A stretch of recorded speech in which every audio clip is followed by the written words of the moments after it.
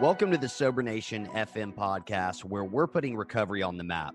I'm your host, Jonathan Sylvester. This show is brought to you by Sobriety Engine. Do you want to take your recovery to the next level? Do you want more support, community, and fellowship? Sobriety Engine is an incredible community of men and women supporting each other in their recovery. You can get a ton of great tips, resources, and guidance to help you succeed in recovery and in life. Visit sobrietyengine.com to join today. Sober Nation FM is also brought to you by Recover Health. If you're ready to get fit and start living a healthier lifestyle, all while supporting your sobriety, then you can learn more about having me as your own personal fitness and nutrition coach at rcvrhealth.com. And whether you're listening to the show on Spotify, Apple Podcasts, or watching on YouTube, please share this with your friends. Follow, subscribe, and leave a review. Nation, let's hop right into today's episode. Today, I'll be speaking with actor and Days of Our Lives star Billy Flynn. Thanks for coming on the show, Billy. Thanks for having me. So I want to hear all about your work and some of the new projects that you're working on or you've been working on recently. But would you mind telling us a little bit about how you found recovery? Like, what did your life look like before you actually got sober? Because from what I read, things didn't start out on a great note, even from that first drink that you took. So what did things look like before you actually found recovery? Man, well, I'm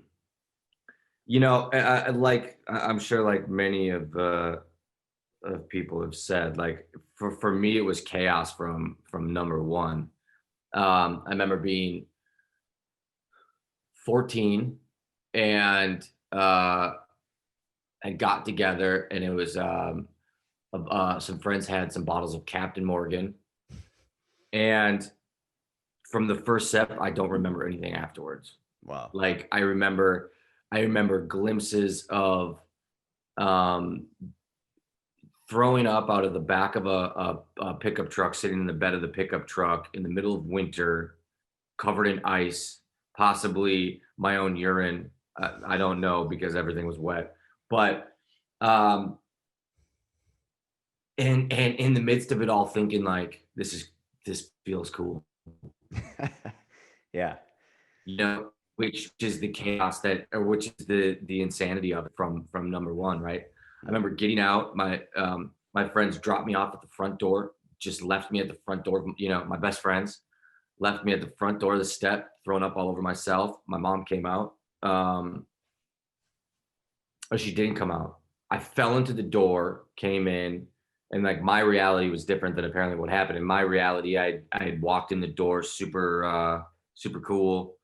And my mom said, I was like 4 hours past curfew or something like that. And I was like, yeah, Mom, I'm very sorry. I'm just going to go to bed. Everything's fine. That's not the reality. The reality is I came in and was mumbling all over the place, covered in puke. And she was really upset. She called the cops on me. Oh, wow. Yeah. And that was, my father was an alcoholic. Mm. So I grew up hearing, you're going to be just like your father. Wow. Mm-hmm. So I think she had a lot of fear. She was a young mom. Didn't necessarily have the best picker with men, and found herself in a lot of kind of toxic relationships when she was younger. So I think she led from fear, called the police on me, got a minor consumption, threw up all over the cop, and yet got expelled from school or suspended from school, kicked off the hockey team, all of the consequences with it. And I remember thinking like, that wasn't so bad.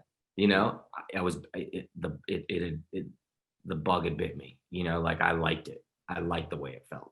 Yeah. I liked feeling disconnected from everything. So that was the first one.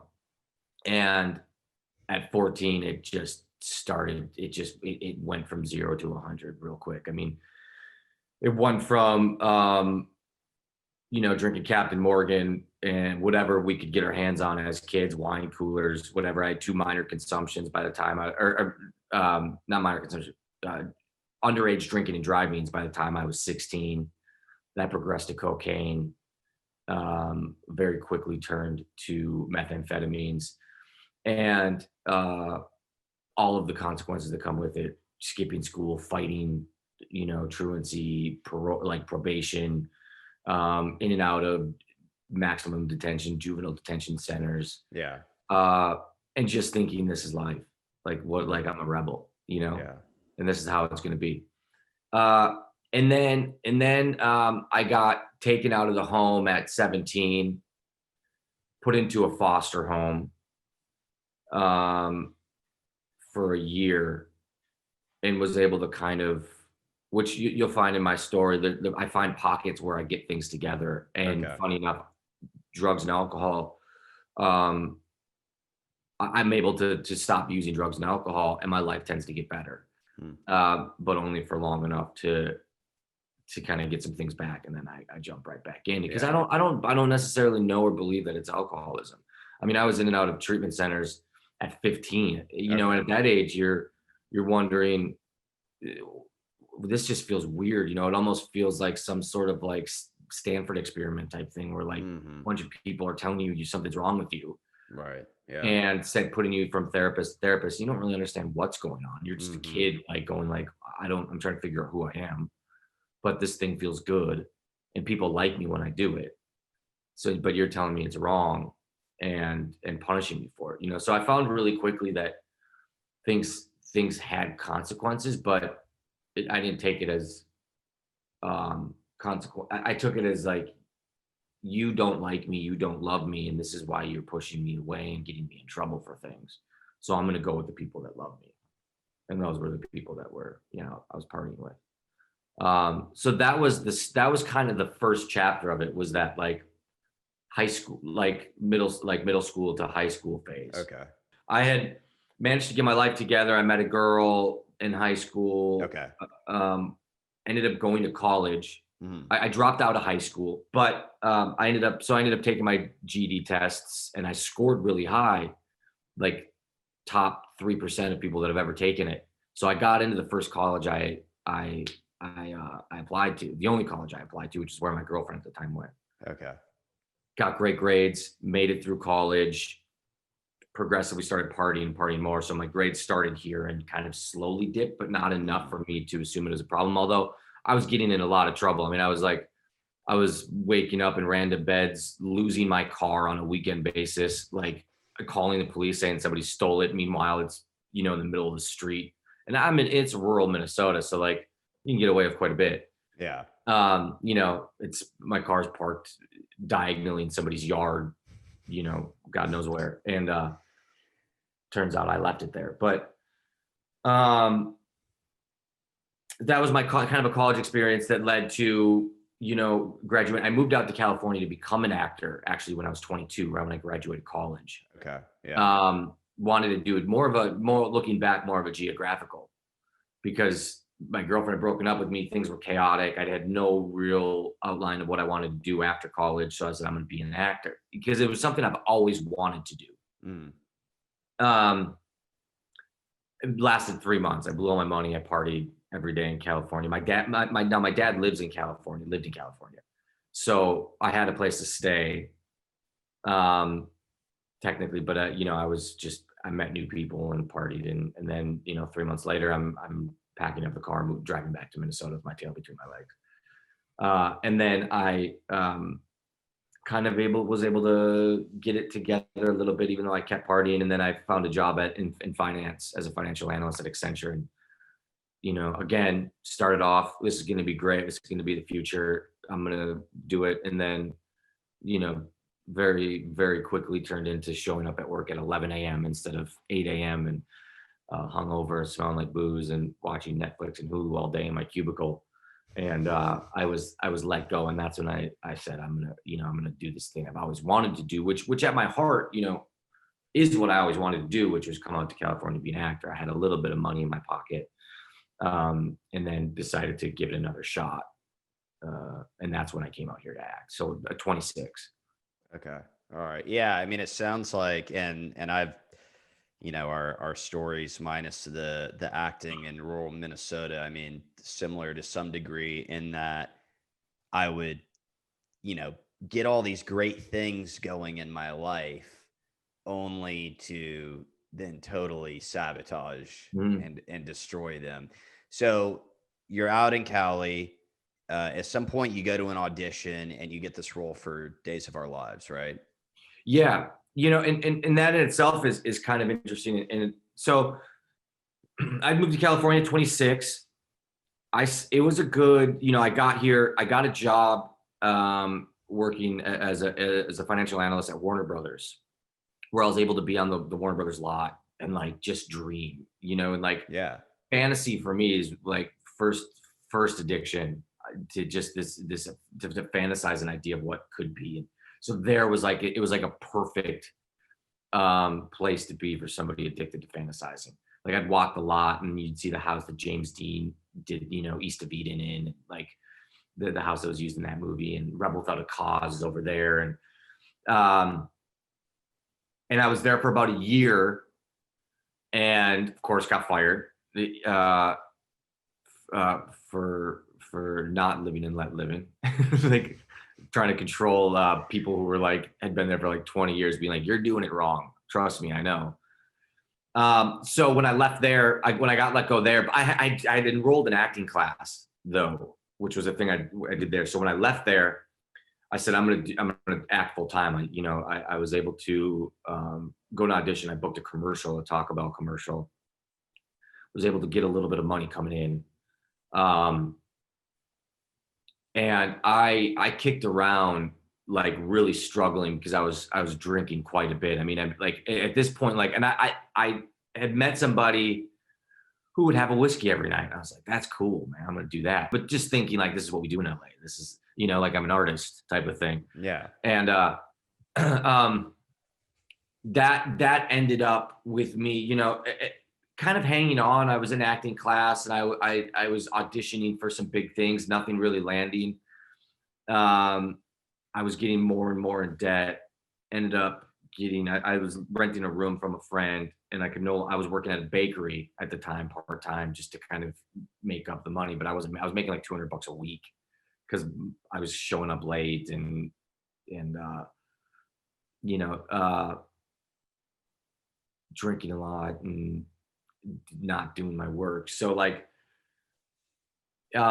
things were getting bad. I couldn't afford the apartment, the room in his house anymore. Ended up getting kicked out, and was either going to be living in my car, um, or luckily I had a buddy who had a sailboat, a little 27-foot sailboat in Marina Del Rey, and I lived on that, where things got pretty dark until I decided, you know what, I'm going to stop drinking. I'm just going to stop. I'm going to stop having sex. I'm going to stop drinking. I'm going to rid myself of all the things that all this stuff that I think is making me not get the things I want. Right. And I didn't know it was sobriety or anything like that. I just stopped everything cold turkey. Um, and I did that for 9 months. My acting got better. I got in better shape. And that's when an audition came along for Days of Our Lives. And when that came around, I mean, I was really at the peak. About 10 months, I was feeling really good. My work was fantastic, and I went through several auditions and ended up booking that role while I was living on the sailboat. Okay. Okay. So from what I've read, no one else on the set really knew that you were struggling with any of this at any point in time. I mean, did things, I mean, I'm guessing at some point, you started drinking again. Like what happened? So you get this role, and then Yeah. So it was a very slow progression. That time around, it went really slow and then got really fast. Like, okay. um, I got the job, and very quickly afterwards, it was interesting when before I had that first drink again after that break, because for me it was just a break. Hmm. I'm just gonna take a break. I'm gonna get healthy. Um, and I would have friends like, "Hey, have a beer," what, well, whatever. I'm like, nah, nah, and there was almost a guilt to saying no and even wanting to, like I knew that there was something. I knew that I was being tempted, and saying yes would make me feel guilty, which was interesting to me. But eventually it was a friend's birthday and I went and I had a drink, and now I'm an actor on a show.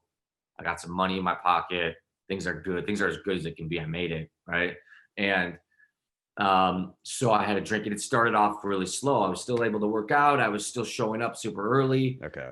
So you sign a 2-year deal Okay. when you first start. Mhm. That first 2 years, I just did fantastic work. I mean, it was like I was this new guy on the show. I was doing good work. Everything was fine. Um, I was drinking more and more, and then so, but not enough to where things were spiraling out of control. I started throwing in cocaine every, other weekend, maybe every, whatever. And then it became weekends. And then,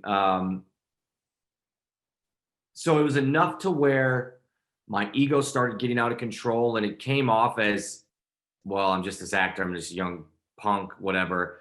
I don't think people, I think my ego and my narcissism disguised the drinking, and then Okay. it being that, like, Yeah. like when you dream of something your entire life, and then all of a sudden you get it and everybody's rewarding you for it and telling you how great you are. For me, it went to my head really quickly. But about 4 years in,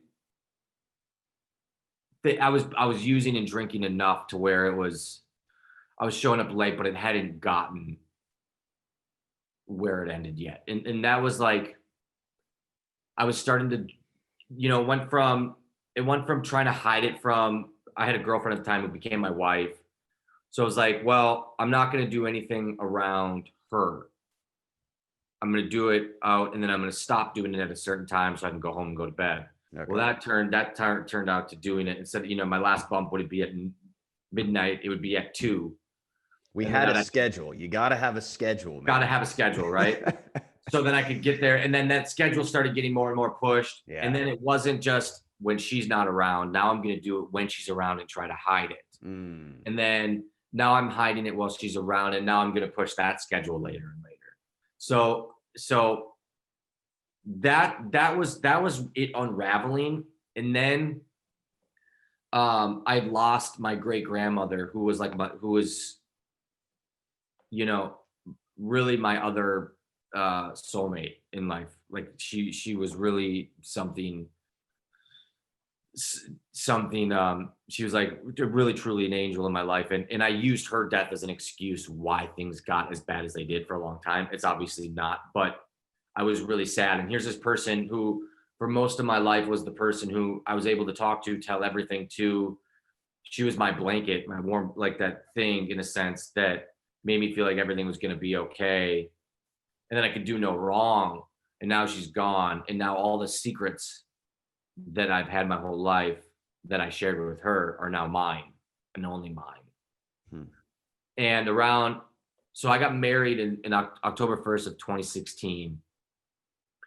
And I was drinking and using a lot, like not using a lot. I was drinking a lot, starting to use more and more.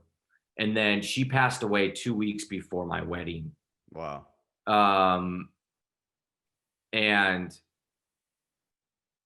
I was working so much and able to throw so much rage at like work and how unsatisfied I was and blah, blah, blah. And then she passed away. I got married, went back to Days of Our Lives, where I'm shooting like 8 episodes a week and memorizing like 100 pages a day. And then I went to go shoot a movie, and around the movies when things in December, she passed away in September, got married in October, went back to work, went to shoot a movie in December. And then things were like, as soon as I got back from shooting that movie, I was able to keep busy long enough.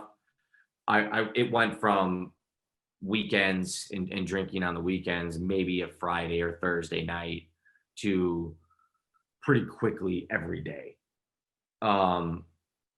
And trying to hide that. And I managed to go to work, but not because I would wake up and go to work. I was drinking a bottle of vodka, a bottle and a half a day, compensating with an 8-ball every 2 days, and going to work. But in the meantime, pretending my wife thinks I'm grieving. She doesn't know, I'm drinking too much. She doesn't know about the cocaine. And, I'm doing things like, lying in bed, hopped up on coke, pretending to sleep, and then when she falls asleep, roll over, do a bump, and then lay there in a hot, sweaty mess for another 4 hours. It's like some Wow. torture type, like Yeah. Guantanamo Bay type of shit, like, Mhm. and I would just stay awake, and it would be 6 days on, 1 or 2 days of sleeping, and then it just and until it spiraled into really trying to kill myself 1 or 2 times. So was that those times that you did try to take your own life? I mean, what happened? Like, what was the intervention? I mean, number one, what prevented you from actually doing that successfully? And number two, like, how did this then turn towards like, okay, let's get some help, or Yeah. let's So I was smart enough to know that this is going to catch up with me. And I would always say, she's going to leave you. She's going to leave you. She's going to find out she's going to leave you. All these secrets were just building and building and building and building. Um, we started doing a couples therapy, and I was high as a kite in this couples therapy, and I would cry, and I would, and everything's going to be different and better. And I was going to my own therapy, high as a kite through the whole thing, and cry about my great grandmother and how my life is terrible. And, and some things came to a head, and a lot of the secrets that I'd been keeping, and a lot of the shady shit that I was doing, my wife found out. Um, One day I was like getting my car washed, just high as a kite. I left in the morning saying I'm gonna go, do something. And I was getting my car washed, doing drugs, drinking, doing my thing, doing my routine. Like get out of the house so she doesn't know you're fucked up. right.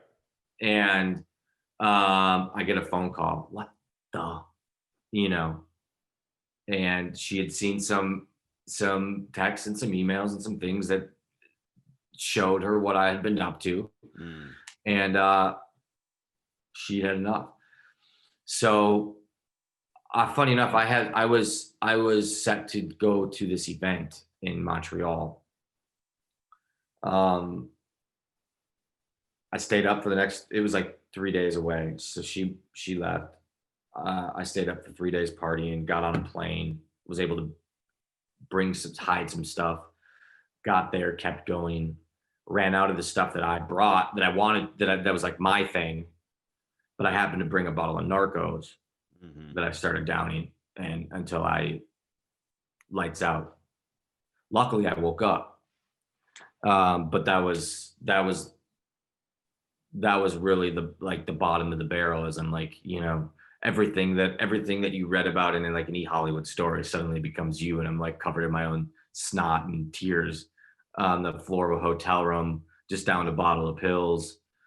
Because I was out of the thing, cocaine that I had smuggled across a border. That was when I woke up from that. That was going to be it for me, Okay. but it wasn't. Yeah. Right.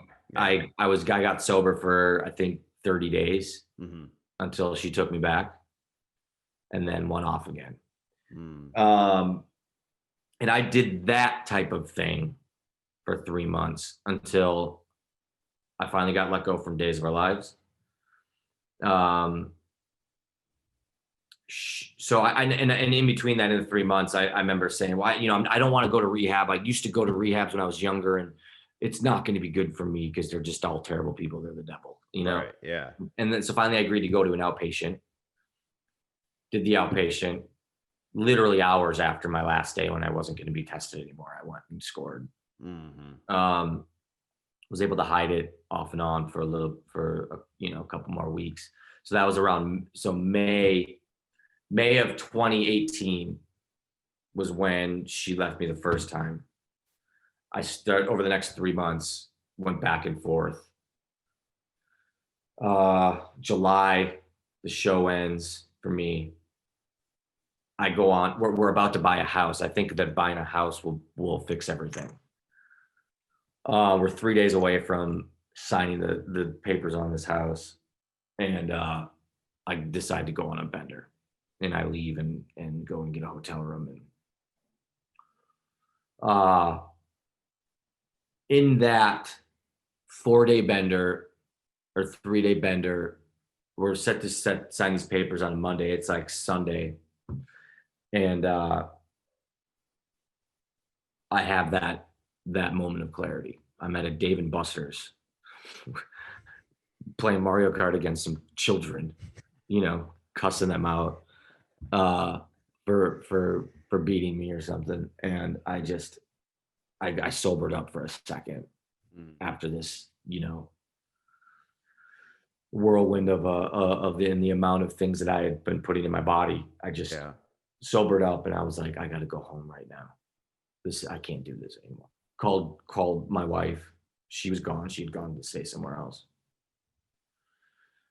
And was like, I'm done. And that was my first night sober. Was 8/8/18. Now I had to deal with all the consequences, which was she doesn't want to get a house with me anymore. I don't have a job. She's maybe willing to. Well, at first it started maybe willing to make it work, but I had to come clean with some stuff. And then that sent her packing. So I had nobody. Everybody was gone. And even with everybody gone, I managed to somehow have it in me to go, I gotta fucking get help. So I packed my car and I drove to Betty Ford in Palm Springs. Wow. Knowing that I had no job to go back to, probably not a wife. I was going to, I would spend the next months waiting for divorce papers in the mail. But knowing that if I didn't do this, I was going to die. And it wasn't, and the funny thing enough, it wasn't the downing a bottle of Narcos that did it. It was sitting in a Dave and Buster's. That's crazy. And somehow this God, this higher power washed over me is such a weird thing to say, but you know what I mean? I got hit. I got struck sober for a moment. And it was enough. Wow.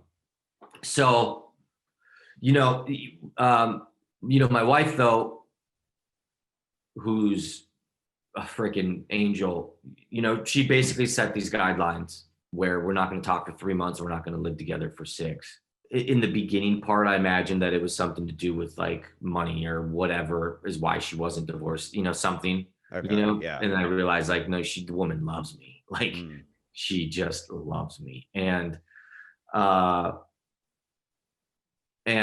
so, I drove in, I checked myself in by myself. And by then I'd already had like a couple days sober, I'd slept in my car before that because she was at the apartment. And, here I am, I have everything I want. I'm driving around in a nice brand new Audi and I'm sleeping in it. Like, wow. Yeah. You said you had been to, for years, different treatment centers, inpatient, outpatient, you've seen and heard all of this stuff, most, if not all of it before, like when you get to Betty Ford. When you got there, was there a different thought process going on now? Do you think some of those same things that you had probably heard before started hitting you a little bit differently? I mean, the 2 treatment centers that I got to when I was a kid, I got kicked out of both of them for fighting. Okay. So I didn't hear much. One, I made it to the last day before I would technically graduate, and I hit somebody in the face. So like I was like, oh, today's my day, my last day. Let me mess this up. Right. However, going back now as an adult at 33 years old, walking through these doors and going in and getting the bed that's covered in plastic because people piss on it, and getting searched and, like that was such a little kid familiar feeling that was like all these years later, here I am. Wow. That's scary. Like the beginning of the circle that should have began. Yeah. And with the idea though that, all right, like let's finally do this, like an embracing of like destiny, if you will. Like this is where it was always going to end up. Here I am, and let's walk through it. Wow. and there's a lot of fear and a lot of shame and a lot of embarrassment, and you know, especially when you're at a hospital, and Days of Our Lives plays in every single hospital room in America, you know. So there was that Yeah. I had to go walk through. You know, a lot of people there knowing that, like, oh, hey, you know, or you looking over at a TV and you're on television, you know, it's really an uncomfortable feeling. Like, I don't understand how people can go in there and like be drinking up until they walk through the door.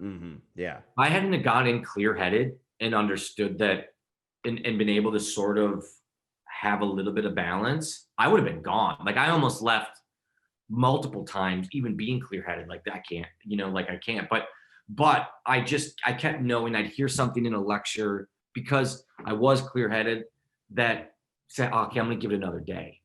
For me, the science of alcoholism and what it does to the brain really made a difference. I was feeling really depressed around week 2 or 3, and I heard of something in a lecture about endorphins and like why I couldn't make it past a month every time I tried to get sober. And it gave me another, like, I just kept having these higher power moments that I'd hear something that I needed to hear in that moment that said, give it another couple days and you'll get through it. Give it another couple days and you'll get through it. And I just kept doing that. Now, during that time, it was turbulent with my wife and I, because we would talk, and then it would just spiral out of control. We'd get, you know, I'd say something to upset her, and next thing you know, we're opening up wounds that probably shouldn't be dealt with at that moment. And I don't know how I made it. I don't know how she made it, you know, but ultimately we decided I'm not talking at all. I finally gave in to what she was actually asking for, which was focus on yourself. Stop calling me and using me as a crutch. And I was able to do that. And you know, at the inpatient thing, it started getting better. And then I got moved to sober living, or like the outpatient part of Betty Ford. Okay.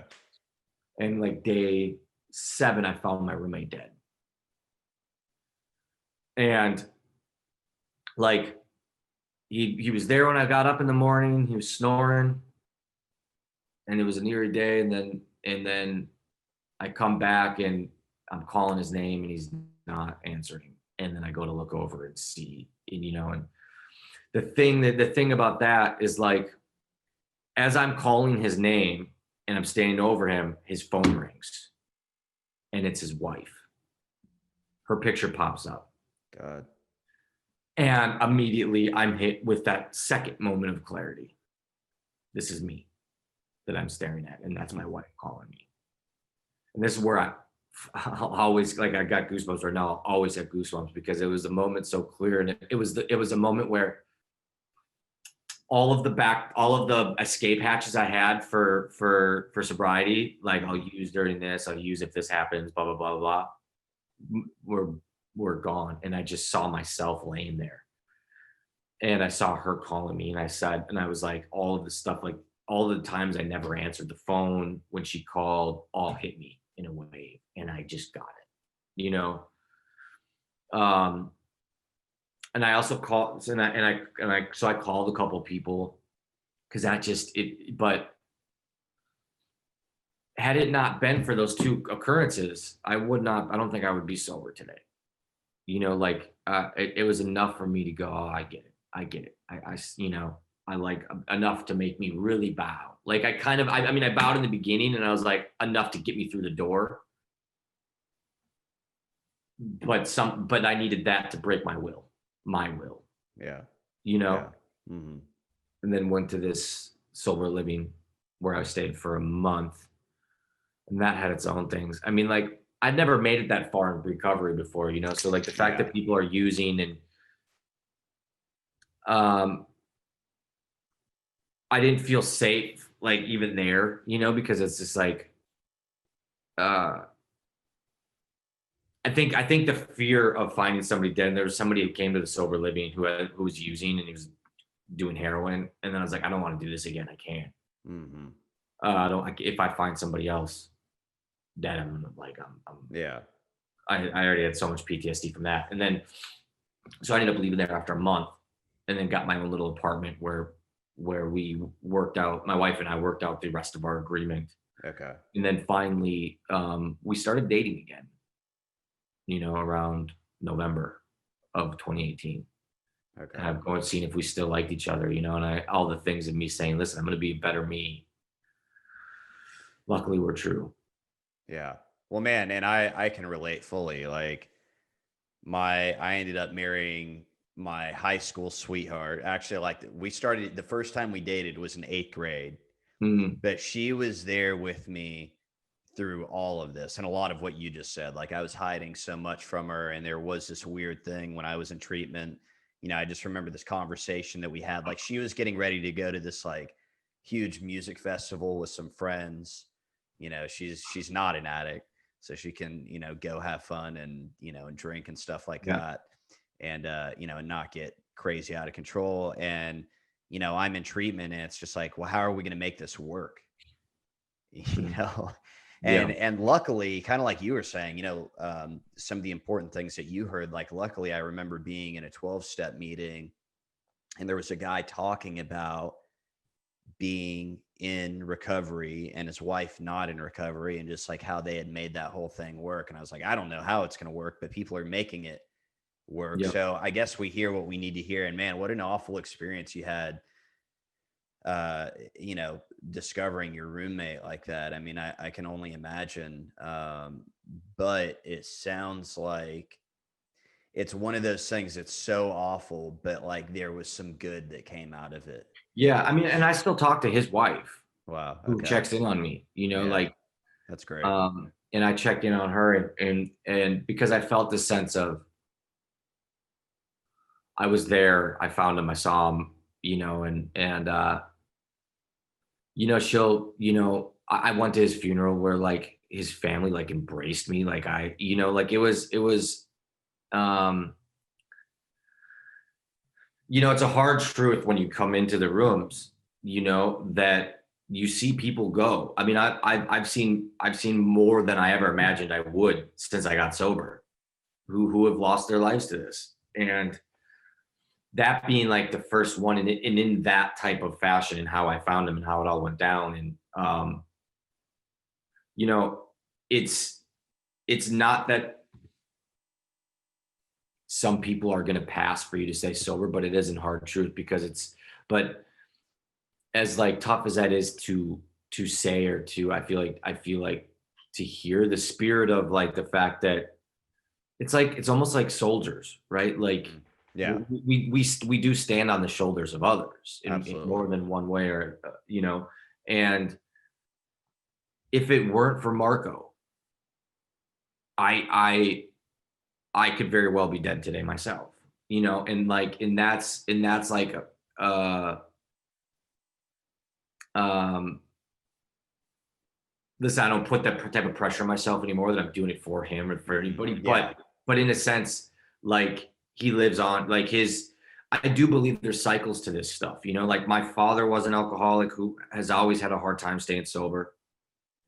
Um, my great grandmother, my great grandfather, quite possibly were, I'm not here to diagnose them, but like there's a part of me feeling like there's a cycle that's closing. Like I'm finishing something that a lot of other people couldn't, Wow. and that, or I have the opportunity to, if I can lay my head down, someday, and die sober, I put a period on it. This crazy old guy said to me in a meeting one time, I'm sitting next to him, he goes, "You've done this before." He goes, "Do you have a hard time? Like, do you have a hard time paying attention to these meetings? Like, it doesn't feel like it's challenging you enough?" And I was like, "Yes. Like, you've been doing this for many lives." And I was like, That's what? interesting. Wow. And I'm Yeah. like, and he's like, and he's like, "Keep yourself challenged. You can do it this time." And I'm like, boy, like goosebumps, right? Like, who are you? Yeah. Yeah.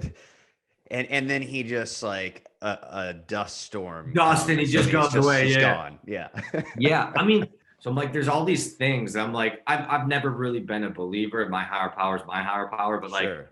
but like, I'm like, how? And then the, Mhm. the stuff that the guy said with Marco, the Dave and Buster's, getting my ass kicked at Mario Kart. Like, there's just these things that I can't, or I'm not going to challenge, Yeah.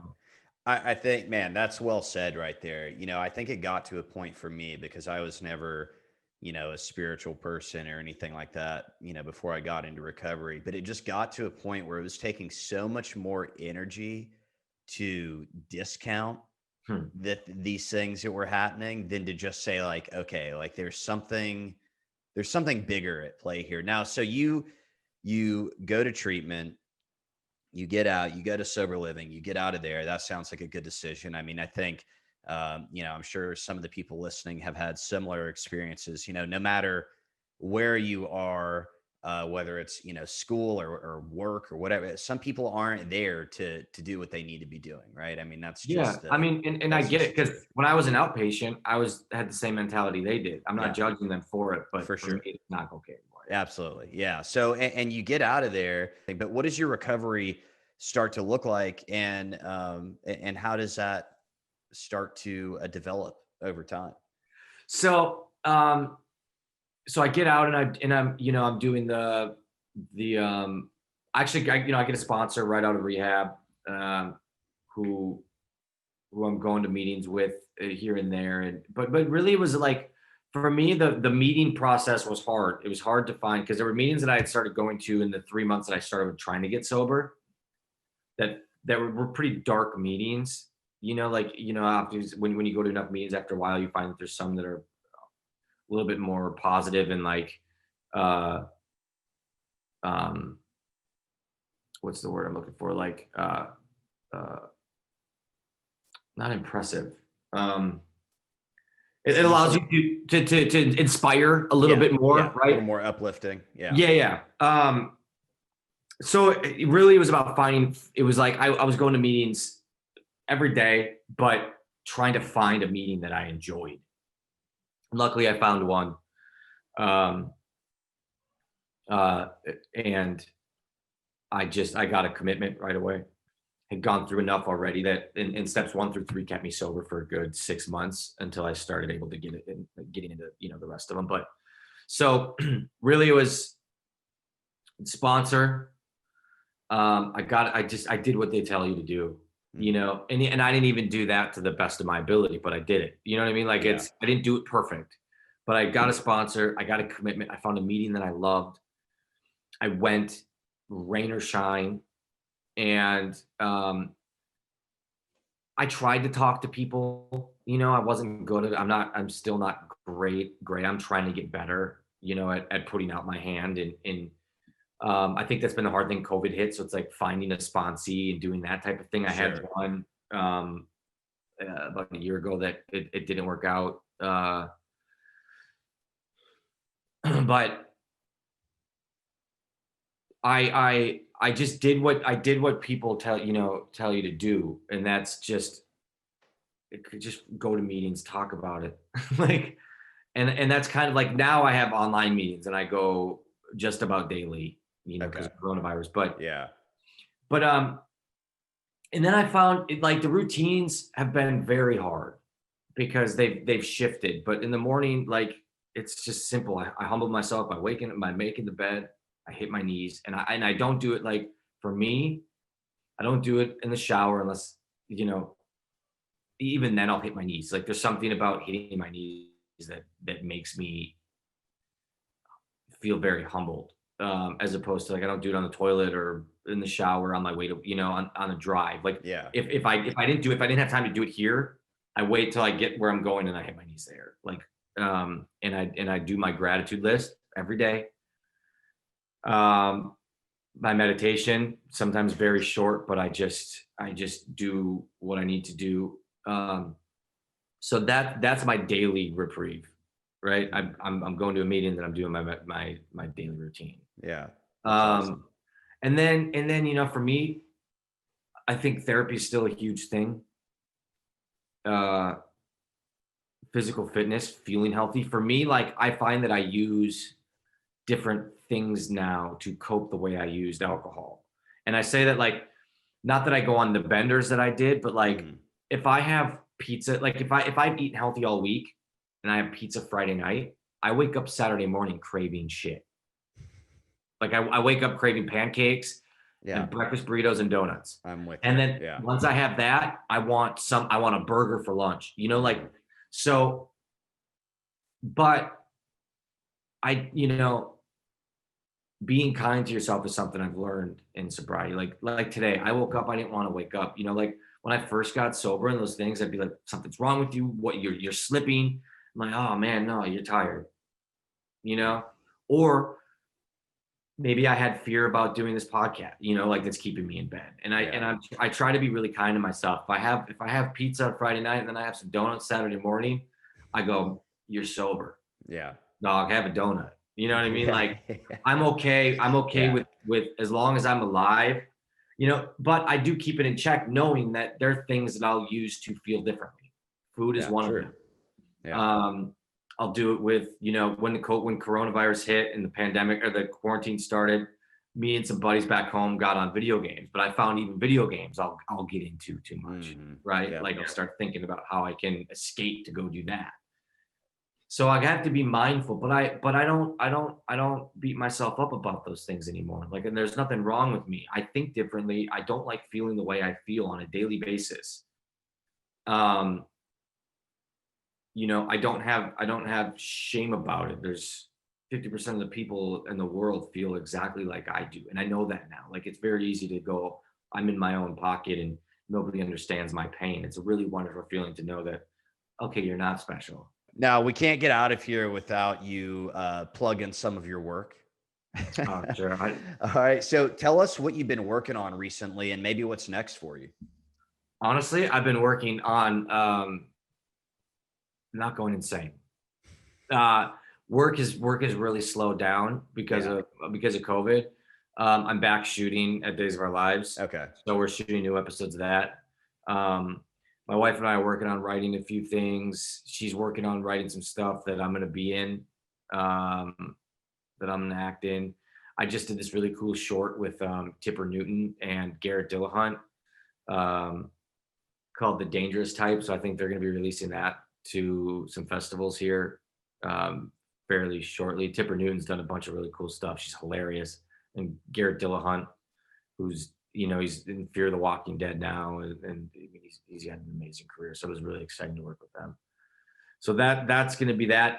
There was a film that I worked on, written, that still work. I mean, it's tough. Things have changed because of COVID. So it's but for right now, we're back shooting that Days of Our Lives, and yeah, that's it, man. I'm working on being a decent person and husband, and try not to go insane during these crazy times. That's what I'm working on. That's important. That's job number one right there. Job number one, man. Yeah. Before we wrap up, Billy, I'd like to ask if there's maybe one piece of advice that you would like to share with the Sober Nation, whether it's for, someone new to recovery, someone that's struggling, maybe someone that's had some of the same experiences you have just with, trying to figure this recovery deal out over the years. Do you have any advice that you'd like to share with them? Like, you're exactly where you're supposed to be. So be kind to yourself and be easy on yourself, and understand that everything's happening the way it's supposed to. Even if things feel very dark in the moment, like, just be kind to yourself and just be easy, and things will work out, and just don't give up. Yeah.